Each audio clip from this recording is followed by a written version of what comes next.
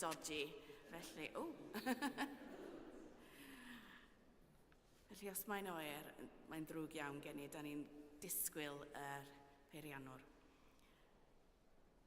O Fythol 1, gwaeddais arnat, a bu I ti fy iachau.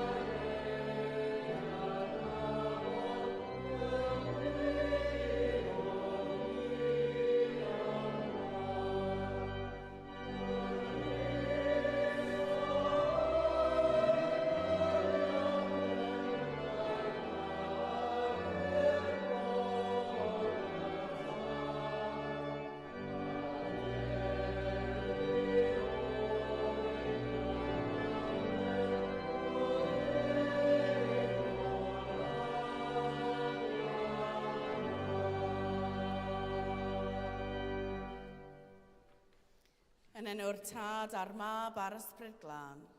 Amen. Gras a thangnefedd o fo gyda chwi.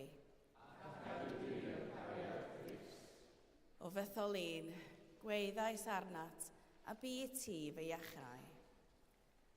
Gan gynnull I ddathlu'r cymyn bendigaid ar gogoniant iddi, yn baraton gan gyffesu ein pechodau. Ni angelwyr y ddilyn wltrwyd sancteiddrwydd. Ni sy'n anwadl ar y daith.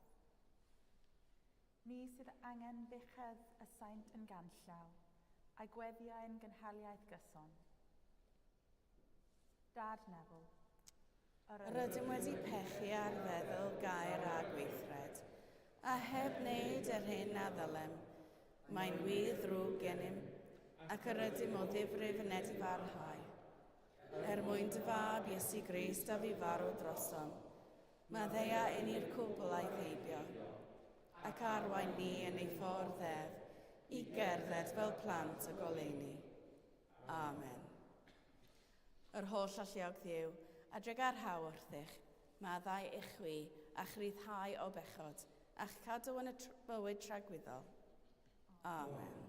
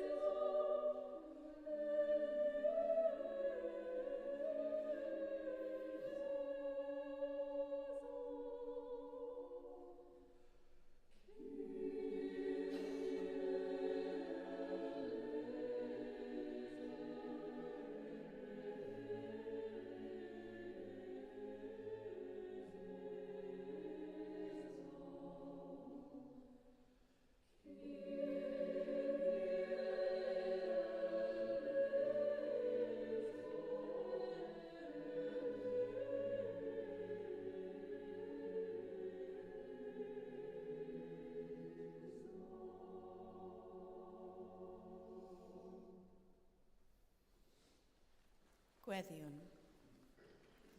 Holl gyfoethog Dduw, sy'n dangos i'r sawl sydd â gyfeilion lewych dy wirionedd i'w dwyn i ffwrdd cyfiawnder.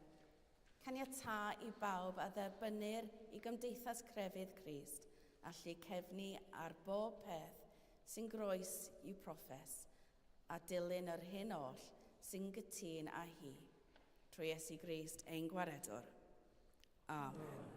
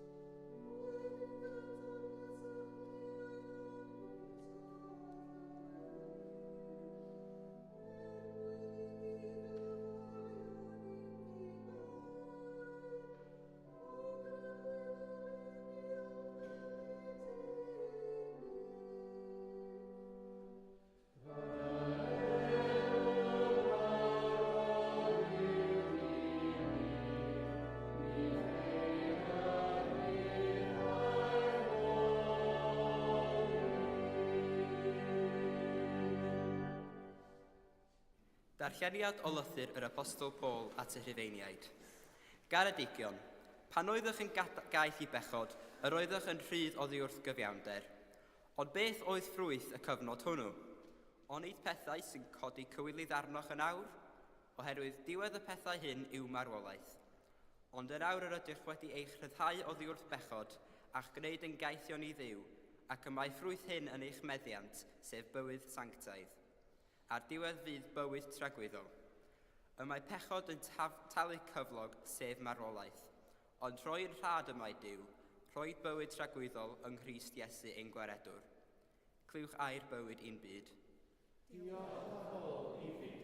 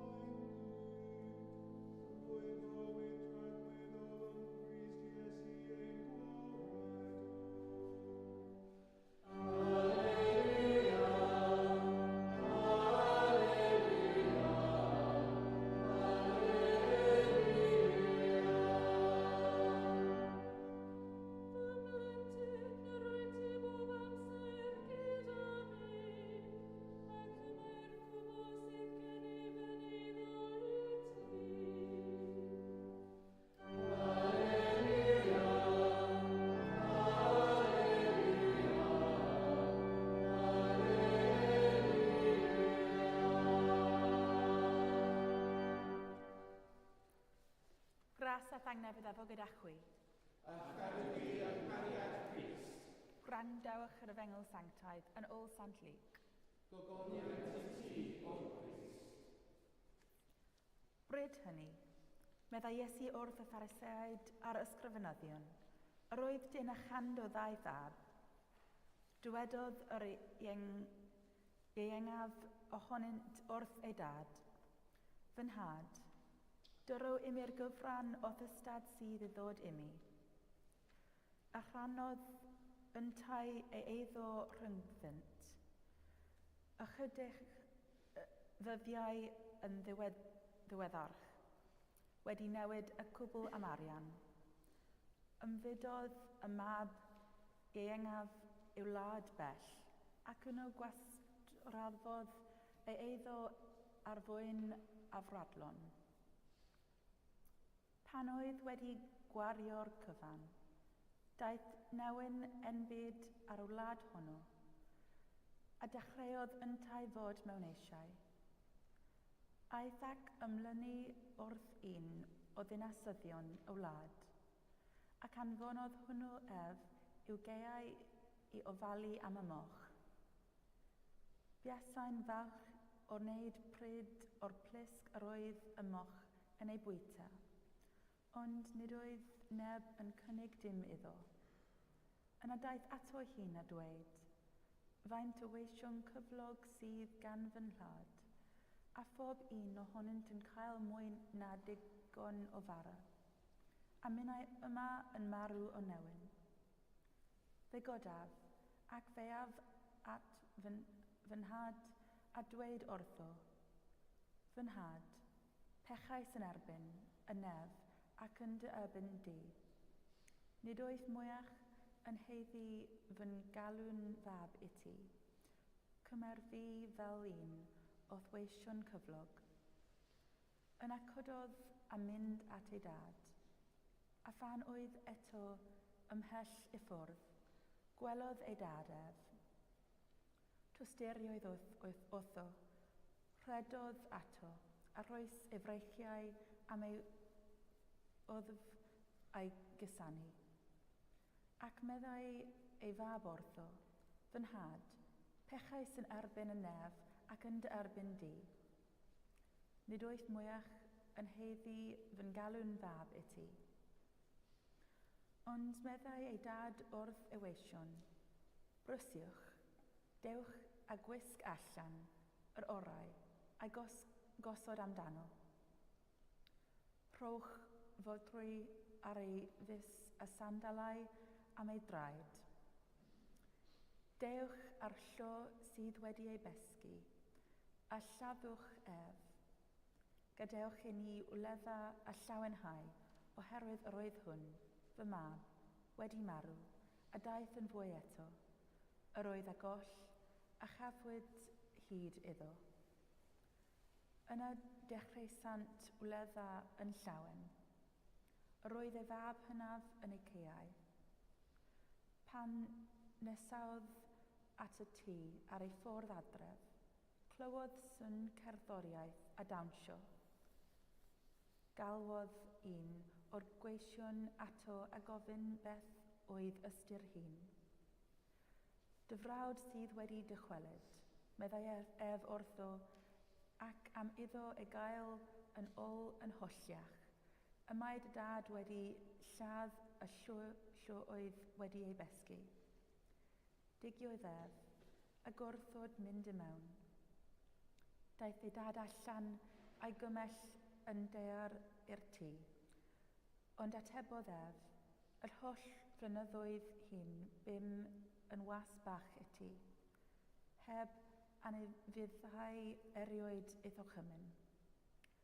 Ni roddais erioed i mi gymaint am un gafr, i mi gael gwledda gyda'm cyfeillion. Ond pan ddychwelodd hwn, dy fab sydd wedi difa dy eiddo gyda ffyteiniaid, lleddais iddo ef y llo oedd wedi ei besgu. Fy mhlentyn, meddai'r tad wrtho, yr wyt ti bob amser gyda mi, ac y mae'r cwbl sydd gennyf yn eiddo i ti. Yr oedd yn rhaid gwledda a llawenhau, oherwydd yr oedd hwn, dy frawd, wedi marw, a daeth yn fyw, yr oedd ar goll, a chafwyd hyd iddo. Dyma efengyl ein gwaredol.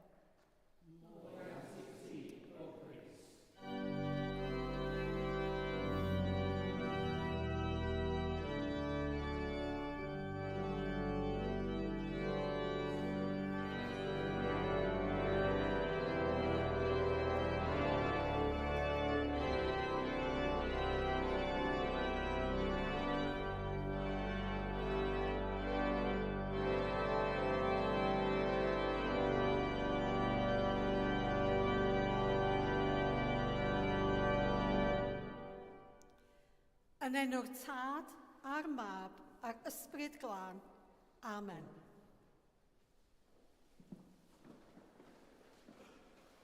Bore yma, da ni wedi clywed dameg am y mab anfradlon. A oeddech chi'n gwybod bod dameg yn eglur ffurfiol o ddweud stori hunafol sydd yn llunio ac i wneud i ni feddwl yn fwy difn. Mae'r damegion yn mynd â ni tu allan i'r cyffredin ac ydym yn ymgymodi gyda goblygaid o straeon. Yn y ddameg hon, mae'r mab iengaf yn gofyn am ei etifeddiaeth.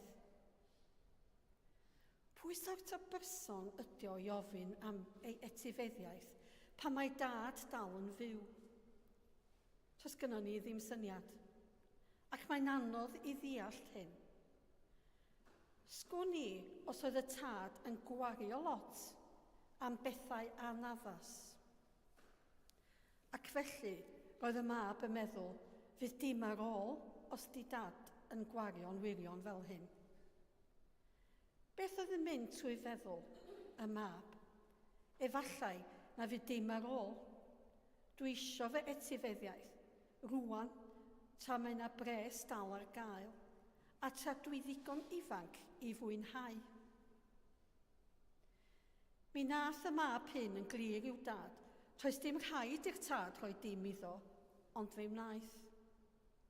Mi driodd y tad beidio a dweud, paid a'i wario fo'i gyd, neu fi gen ti ddim ar ôl. Nath ddim trio rheoli na trafod, ac roedd hyn yn anodd iddo.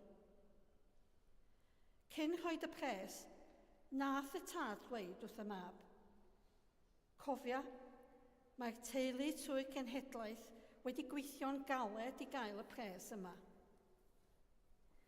Fe weithiodd nhw trwy ddiliw, sychdwr, trwy cynheuaf gwael, ond fe ddoth Duw yn nhw trwy hyn. A rwan, ti am wario pres ar bethau sydd ddim i wneud â Duw. Fe ddwedodd y tad, os ti'n gwario fo'i gyd, paid â dod yn ôl.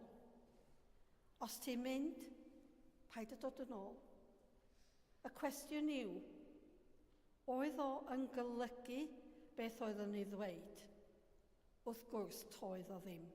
Mae bob tad eisiau gweld ei mhab, dim ots beth sydd wedi digwydd. Ond fel mae bob tad da, mi nath adael iddo fynd, mwyn i ddysgu wrth wneud camgymeriadau ei hun. Achos mae Duw yn rhoi y rhyddid i wneud dewisiadau drwg i bawb. O be ddigwyddodd i'r mab? Fe aeth i wlad bell, ac mewn dim roedd wedi gwario ei bres i gyd, ar bob dim anaddas. Roedd wedi bod yn byw yn dda, ac yn sydyn roedd ei bocedi fo yn wag. A dyma fo'n eistedd lawr a meddwl o beth dwi'n mynd i wneud rwan.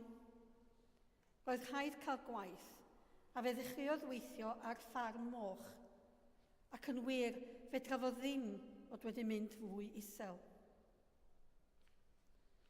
Ond wrth feddwl lle all o fynd nesaf, wel mond i fyny fedra fo fynd. Fe wnaeth sylweddoli bod dewisiadau mewn bywyd, ac os da chi'n dewis yn ddoeth, toes dim rhaid i bethau weithygu. Fe sylweddolodd a'i adra a cael gwaith ar ffarm fy nhad, mi wneith pethau wella.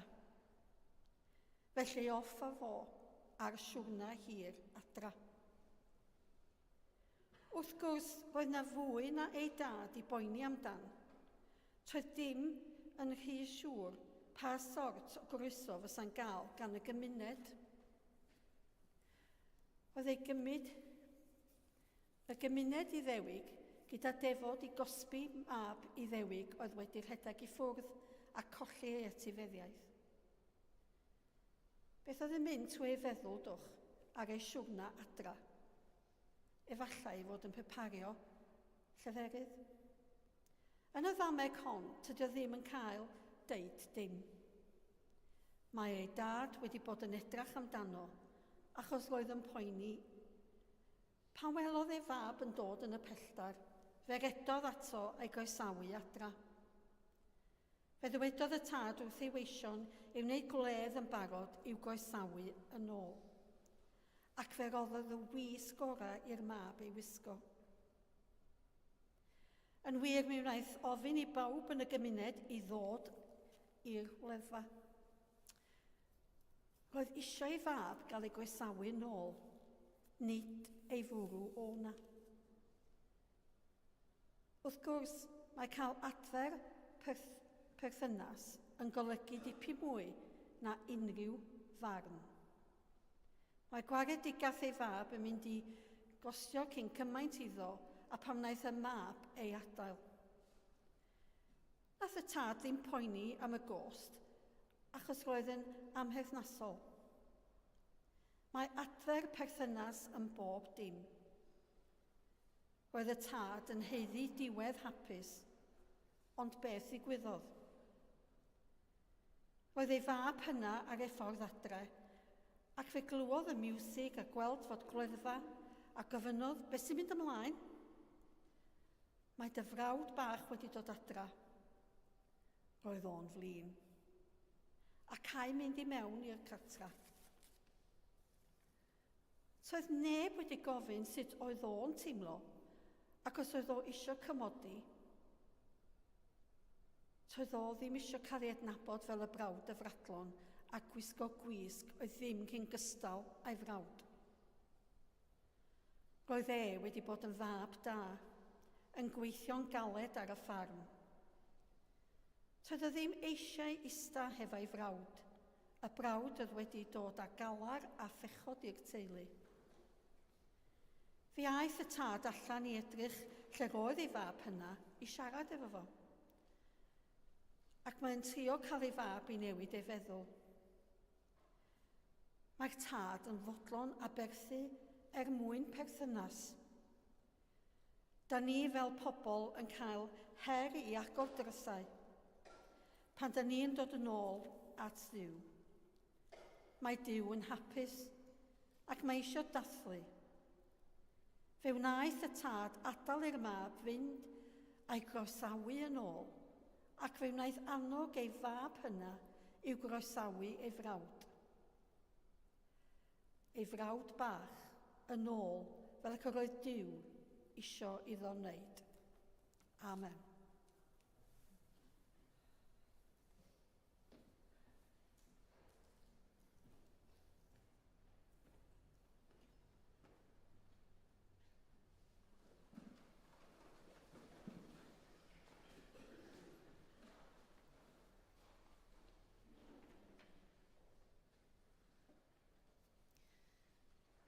Ar y cyd, gadewch i ni gadarnhau ein ffydd. Yr wyf yn credu ac yn ymddiried yn i'w dad a greodd bopeth sydd. Yr wyf yn credu ac yn ymddiried yn ei fab Iesu Grist a brynodd ddynol rhyw. Yr wyf yn credu ac yn ymddiried yn ei ysbryd glân sy'n rhoi bywyd i bobl ddiw. Yr wyf yn credu ac yn ymddiried yn un Duw, Dad, Mab ac ysbryd glân.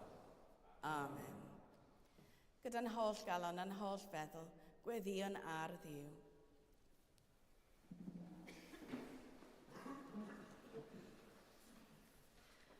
Gadewch i ni weddio ar Dduw, sydd yn ei gariad yn cofleidio popeth a greodd. Arglwydd yn dy drigaredd, gwrando ein gweddi. Gweddiwn dros dy eglwys ledled y ddear, dros Andrew ein archesgob, a David ein esgob, a gweinidogaeth ein hesgobaeth. Lliwia ac arwain ni trwyd ysbryd. Fel y caiff yr holl Gristnogion eu tywys a hyd ffordd y gwirionedd a chynnal y ffydd mewn undeb, ysbryd, cymwynt angnefedd ac unioldeb. Bychef. Arglwydd yn dy drigaredd, gwrando ein gweddi. Fe gofiwn am bobl yn Ukraine, Lebanon, Gaza, Israel. A phob pobl ddiniwed yn Rwsia. Arglwydd yn dy drigaredd, gwrando ein gweddi. Cyflwynwn eithriadol ymgeledd ac rhai hynny sydd mewn pryder neu ar gyrfwn corff, meddwl neu ysbryd. Cysurach yn wrthwyo hwy yn ei hangen a dyroeddynt y mynedd yn ei dioddefiadau gan ddwy'n daioni o'i holl helbion. A fi gofiwn am yr rhai sydd ar ein rhestr yma yn y Gydeilan yn cynnwys John Watkin Jones a Helen Lincoln. Arglwydd yn dy drigaredd, gwrando ein gweddi. Ymddiredwn eith ofal grasol pawb a fe farw yn ffydd Crist. Caniatáu ni gyd trwy gyfran yn dy ddeyrnas, yn enwedig fi gofiwn am unrhyw berson da ni'n nabod sydd wedi marw yn yr wythnos ddiwethaf. Ac yn gwrgoffa, Ingrid Baggs, Bernard Evans o Feiriad, Cledwyn Jones a Lisa Murray. Gorffwys tragwyddol dyr y iddynt o ddiw a llyfrched goleuni gwastadol arnynt. Gorffwysed hwy mewn tangnefedd a chyfodi mewn gogoniant. Arglwydd, gwranda weddiau dy bobl, a nertha ni wneud dywyllus, trwy Iesu Grist ein harglwydd. Dad trigarog, derbyn y gweddiau hyn, mwyn dy fab ein gwaredwr Iesu Grist. Amen.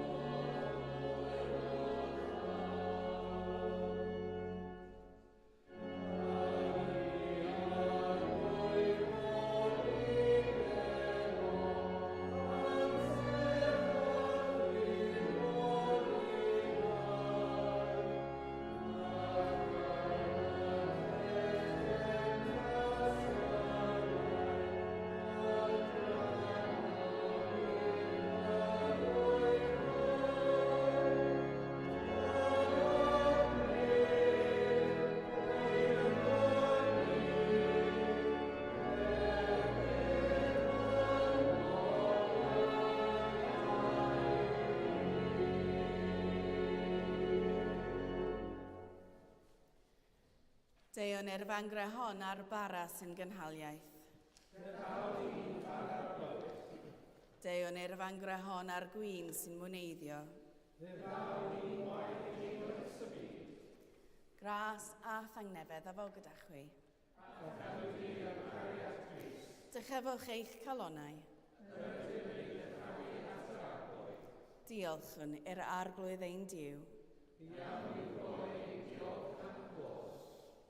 Iawn yn wir, ein dyletswydd a'n llawenydd bob amser ac ym mhob lle, yw diolch i ti, Dad Sanctaidd, holl alluog a byth ddiwiol ddiw, trwy Iesu Grist ein harglwydd. Gan mai ef yw ein hach o ffeiriaid mawr, yn rhyddhawdd o'n pechodau, ac yn gnaeth o'n ffeiriadaeth frenhinol yn dywasanaethu di, ein Duw a'n tad. Felly gyda llu'r angylion a holl gwmpeinir nef, cyhoedd yn ogoniant dy enw ac ymuno â hwy yn ei hemyn di-derfyn o fawl.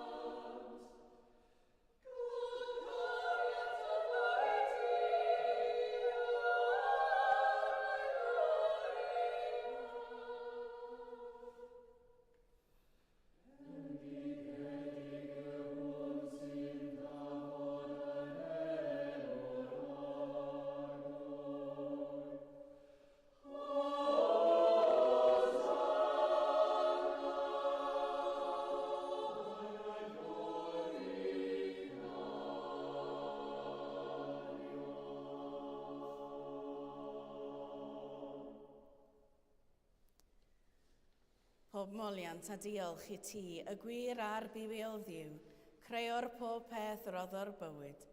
Lluniais ni a dy ddalad dy hun, ond yr ydym ni wedi difwyno ddel ohono a syrthio'n bryn a thogoniant. Roddwn diolch i ti am anfon dy fab i rannu ein bywyd ni. Fe hildiais di farwolaeth fel y cael byd ei achub, a'i atgyfodi oddi wrth y meirw fel y bywyd ni fyw yn ddiwedd ac yntau yn omninnau. Sancteiddia ysbryd y bara hwn a'r gwyn hwn, dyroddion i ni, fel y bont i ni yn gorff, a gwaed ein iachawdwr Iesu Grist. Yn nos y brydachwyd ef, cymerodd fara, ac wedi rhoi diolch fe'i torodd a'i rhoi i ddisgyblion gan ddweud, cymerwch, biwtewch, hwn yw fy nghorff a rodded drosoch, gwnewch hyn cof amdanaf.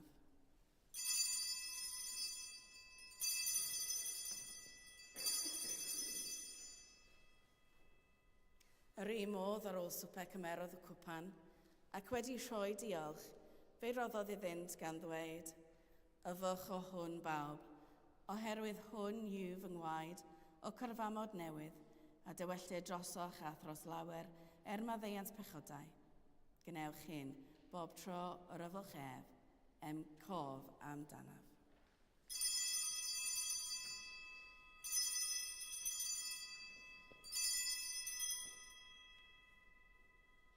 Cyhoeddwn ddirgeledd y ffydd, bu farw Crist, atgyfododd Crist, daw Crist mewn gogoniant.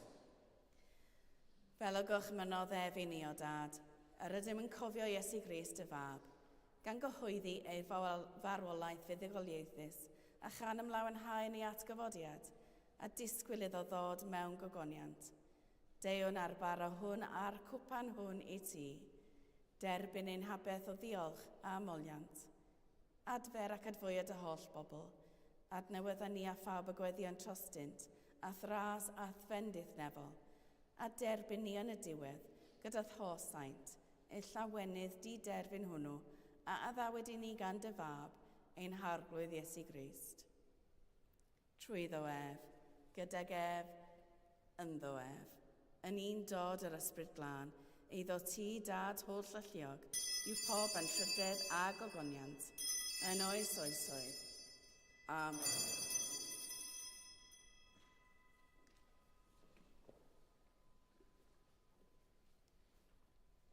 fel y dysgodd ein iachawdwr ni gweddion yn hyderus. Ein tad, yr hwn oed yn y nefoedd, sancteiddiad y enw, deled y dernas, gwyneled y wyllus, megis yn y nef, felly ar y ddeiar hefyd. Dyryw i ni heddiw ein bara bynyddion, a maddau i ni ein dyledion, fel a maddeuon unna ein dyledwyr, ac nac arwain ni i brofedigaeth, eithaf gwared ni rhag drwg, canis eiddo ti o'r dernas, a'r gallu, a'r gogoniant, yn oes oesoedd. Amen. Rwy ti o ddiw yn gweu ynghyd dy etholedigion, yn un cymundeb, a chymdeithas yn nirgel gorff dy fab, ei gorff toredig, gogyneddus yn gyflawn mewn tangnefedd. Tangnefedd y bythol ddiw, a fo gyda chwi bob amser. A gadw di yn arwydd. Rhannwn arwydd o dangnefedd.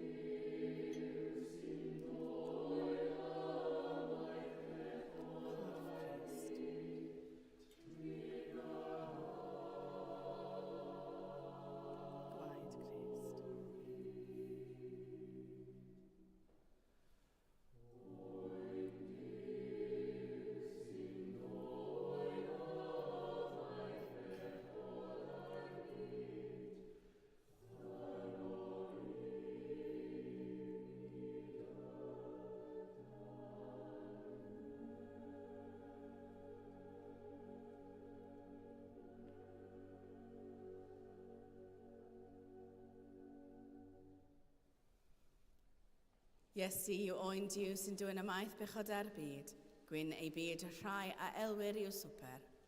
Gwaredwr, nid wyf yn deilwng i'th derbyn, ond dywed y gair, a chaf i a chau.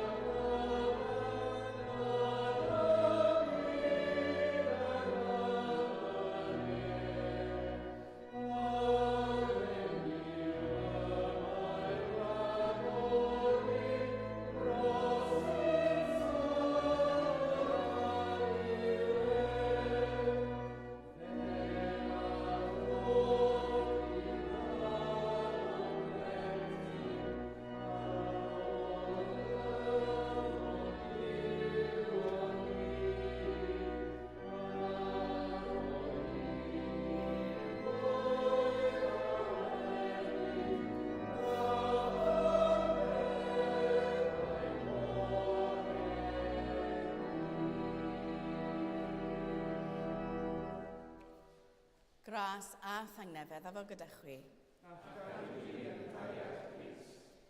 Bydded i ddiw, ffynhonnell pob daioni, i ni'n lwybr a chydymaeth ar y daith, mwyn i ni ofalu am greadigaeth a diw, a dwy'n ffrwyth cyfiawnder yn ei buchedd.